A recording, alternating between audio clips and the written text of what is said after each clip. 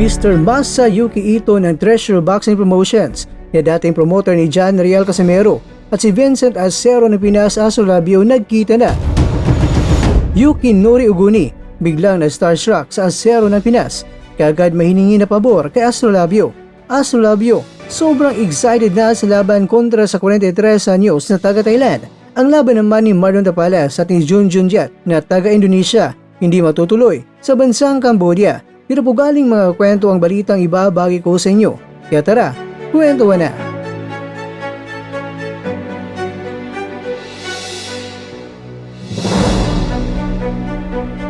April 9 sa Paranaque City, ginanap ang harapan at final weigh-in ng mga maglalaban ngayong April 10 sa El Lourdes Sports Center sa Paranaque City.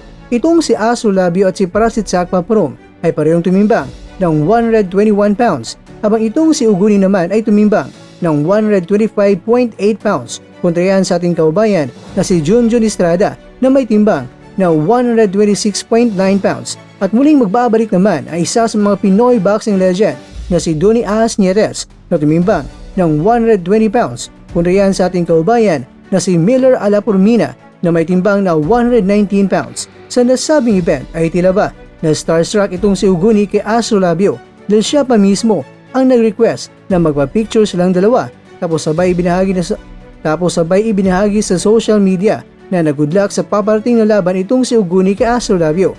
Ang iba naman mga kwento ay nagsasabi na baka nagpa-picture itong si Uguni dahil hindi niya makakalimutan itong si Astrolabio dahil syempre nakaharap ni Astrolabio ang kababayan niya na si Junto Nakatani. Pero ano ba mga kwento? Na hindi rin nakaiwas ang Acero ng Pinas na magtabi sila ng dating promoter ni Casimero na si Mr. Masayuki Ito at nagpa-picture din sila sa paparating naman na laban. Hindi naitago ni Astrolabio ang kanyang saloobin at sinabing sobrang excited na siya sa laban niya kontra sa taga Thailand. Samantala, sa likod ng pagpapakita naman ni Mr. Ito ay hindi mapigilan na may tanong ito ng mga Pinoy na may tsansa kaya na magkita sa Casimero ay itong si Mr. Ito. Kaya naman mga kwento, comment mo na sa baba kung ano ang sa tingin mo.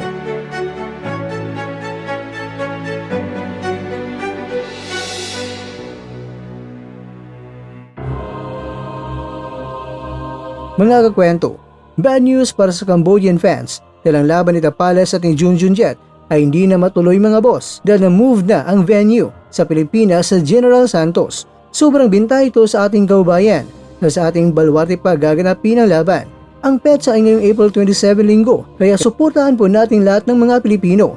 Pangungot ng Pinas na yata ang magbabalik sa ibabaw ng lona. Siguradong bakbakan talaga ito kontra sa taga-Indonesia.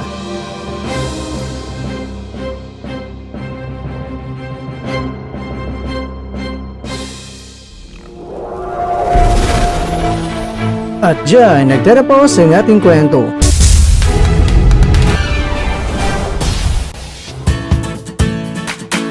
Maraming salamat mga kakwento sa inyong panonood. Pero baka naman mga kakwento ay nagustuhan niyo po ang kwento natin ngayon.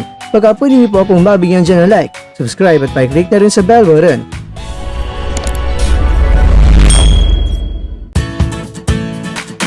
Pero bago tayo tatapos mga kwento ay syempre, shoutout po muna tayo dyan sa ating mga kakwento. Kay kakwentong Lyric Sanyiram, kay kwentong Schoolmatcher, kay kwentong Mario Cirano, at ikaw kwentong nanonood ngayon, shoutout sa iyo dyan. Bueno, hanggang dito na po muna ang ating kwentuhan at abangan nyo na po ating susunod na video.